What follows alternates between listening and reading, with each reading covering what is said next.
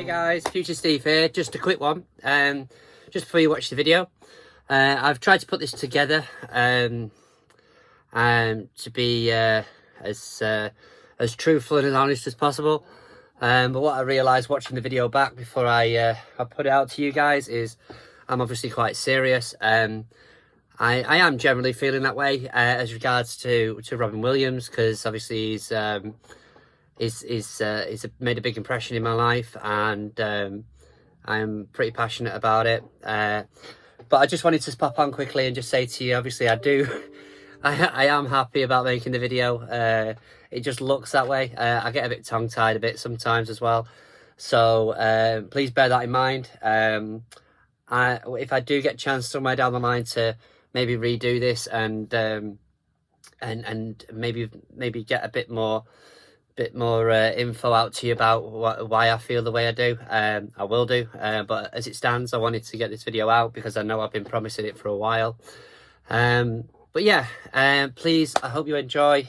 Please let us know, and Merry Christmas, guys, and I'll speak to you after. Bye. How could it be so fucking fragile? Death is not the enemy, gentlemen.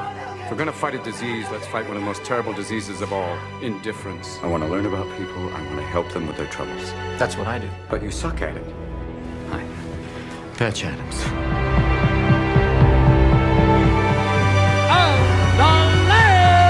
You do a great impression of a hot dog.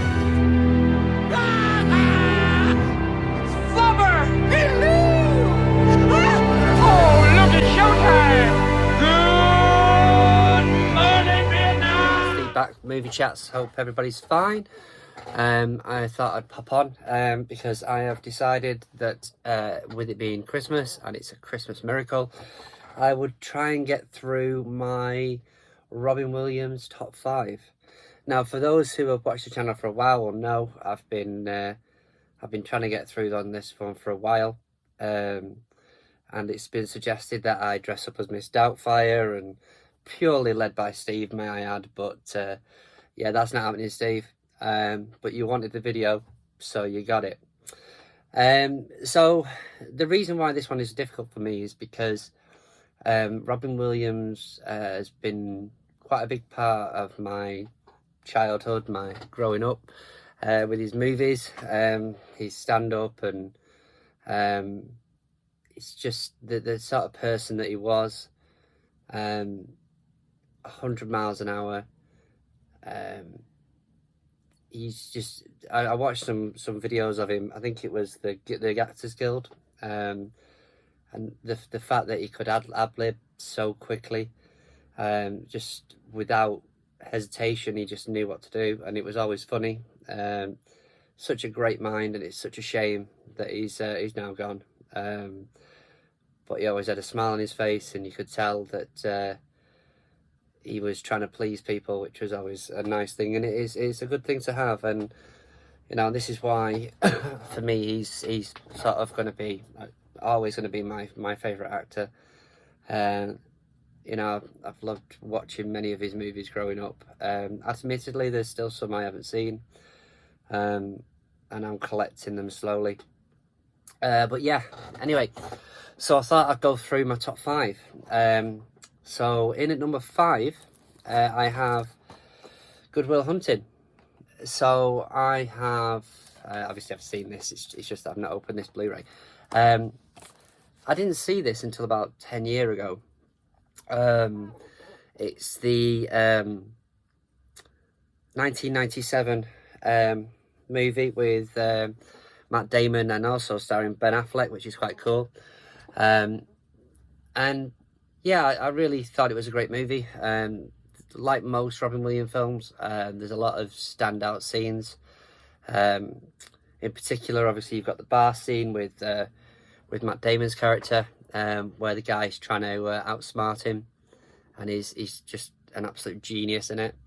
But for me, obviously, the main scene that stands out is the bench scene, where obviously Robin Williams' character, who's sort of a counsellor,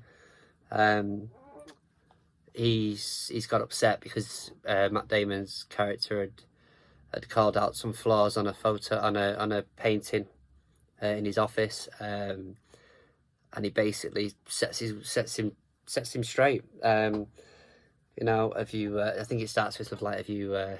You've never really been in love. And like I say, that scene for me is amazing. I can understand why it won 2 Oscars for Best Supporting Actor and Best Original Screenplay. Just a great movie. If you've never seen it, I would definitely recommend you check this out. So that's my number 5. Okay, at number 4. This is a difficult one because there were so many movies that I watched of his that I've really enjoyed.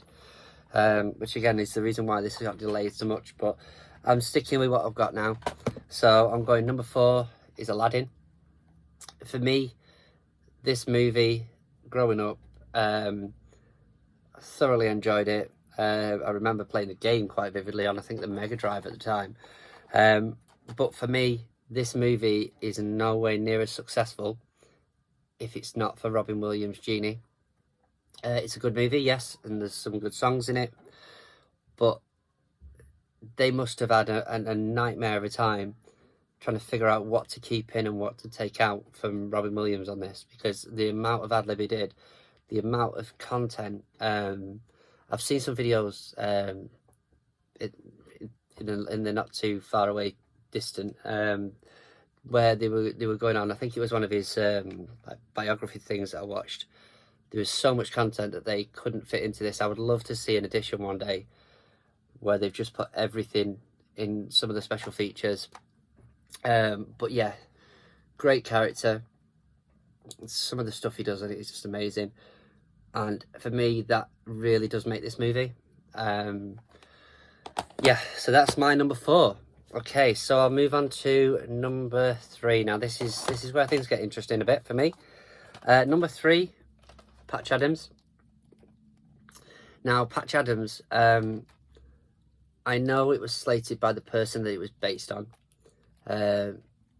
It's not entirely true, obviously, all of it.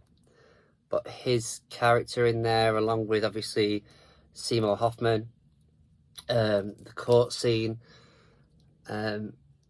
absolutely amazing. It definitely makes me cry a lot, that movie. I mean, it's a great movie to watch, but it definitely has I have a very soft spot for it. In fact, one of the things from that movie is during my wedding to my wife, I read out the poem that he reads to his obviously his girlfriend that died. It's Patch Adams. I'll read it out to you. It says, I love you without knowing how or when or from where. I love you straightforwardly without complexities or pride. I love you because I know no other way than this. So close that your hand on my chest is my hand. So close that your eyes, that when you close your eyes, I fall asleep. And I think that absolutely sums it up. But yeah, that's why that movie is incredibly important to me. It really is just a great movie. And it also is a good, I think it's a very good story, I'll say. So I'll move on to number 2. So number 2 and number 1 were difficult because I've got so many that I love. But this one, I saw this about 20 years ago. I'll say 20 years ago. It was in 1998 it was released. So it was a few years after that I watched it. And it is What Dreams May Come. So this one obviously has a good cast in it. It also has Cuba Gooding Jr. in it as well, which is cool. As long as how would I best describe this? So the guy, it's about a guy and his wife, and unfortunately they tragically lose the kids at the start. And then she relies on him heavily. She's not over it at all, and then he tragically dies. He manages to connect to her from another world, if you like, from heaven, and yeah, there's a whole twist of stories on this. But one thing I will say about this movie is it's visually it's stunning. And I know I say that a lot, but it literally is. It looks so good. The Blu-ray is obviously a lot better quality as well. But the emotional ride that this movie has, it just takes you on a journey, and for me, that's why I love it so much. It's sad, it's happy, it's funny. There's just many things with it. But if you've never seen it, I do recommend that you check that bad boy out. And last but not least, my number one. It had to be this, to be honest with you. No, Steve, it's not Mrs. Doubtfire. It had to be this one. Because this encapsulates my childhood, really. This is growing up, watching this over and over again. And it is Hook, Steven Spielberg's 1991 classic, starring Dustin Hoffman, Robin Williams, Julia Roberts, Bob Hoskins. It's such a great movie. I mean, it's got the score of John Williams again. But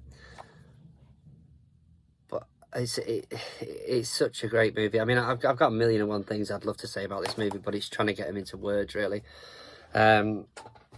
Just the spin on it, that he's obviously grown up into an adult, and then they have to try and help him remember who he was.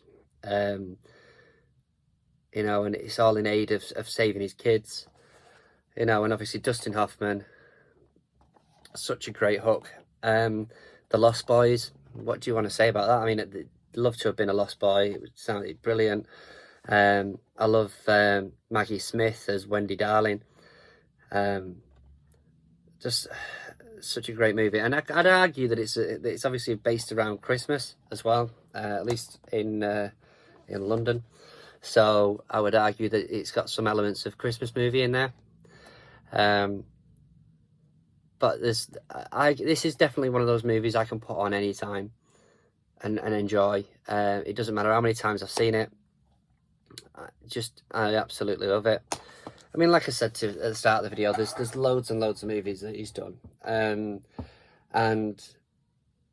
I literally, with my vocabulary, I cannot do him justice, really, with what he's done and what he did, and how great his movies are. I mean, there's probably a couple of stinkers in there, but overall, it's just, you can imagine that whenever he got signed up to a movie, people knew what they were getting, because it was his energy. Some of his darker stuff's okay as well, on like 1 Hour Photo.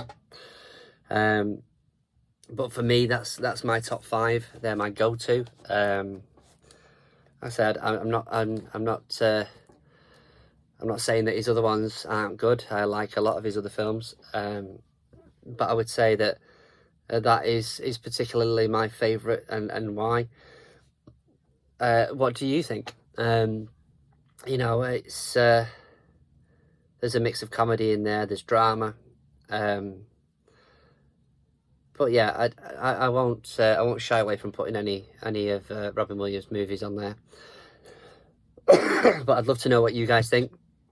I'll try and add some bits into the video, hopefully some clips or something if I can. But yeah, while we're obviously here, I just wanted to take a second to obviously to wish everyone a Merry Christmas. That's from obviously me and Steve. I know he'll be thinking the same thing. And have a great new year. And obviously thank you for the support this year. We've had some challenging times this year personally, and obviously being able to come on and do the Thursday nights. And I know I've not done as many videos as Steve, and he likes to wind me up about that. But for me, going through some of the stuff I've had to go through this year, some of the challenges we've faced, it's really helped that I've been able to come on and try and entertain you guys on a Thursday night and watch me and Steve argue about stuff. And obviously all the support people have given us, and the channel is growing, which is really nice. You know, we don't expect it, but it's just great that you can come and enjoy some of the stuff that we do, or some of the stuff that we have to say. We will get better at it. We will push the channel forward, and I'll hopefully improve some of my graphics and some of my stuff that I know I need to improve on. But obviously it's for you guys. It's to give you some sort of entertainment. You guys have kept us very much entertained and have been very interactive with us over the last 12 months or so, and it means a lot. And I just wanted to take that second to say thank you, and I wish you all an incredible Christmas, and maybe a happy new year, and hopefully we'll see what next year brings. Okay, well, take care. Don't forget to subscribe and like the video, and we'll catch you on Thursday at 7:15. Take care, everyone. Bye. Because you're only given a little spark of madness. And if you lose that, you're nothing. Don't. From me to you.